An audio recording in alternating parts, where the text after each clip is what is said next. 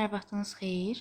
Bugün 12 iyul keçirilən blok imtahanına düşən, birinci qrupların blok imtahanına düşən bu suala baxacağıq. Törəmə sualıdır.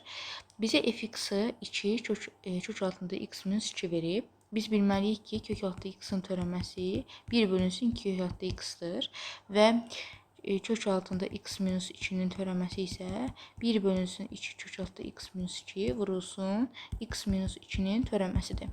Bu da eləyir 1 bölünsün 2 kök altında x minus 2. Qarşısında 2 var deyə əlavə olaraq 2 də yazılır.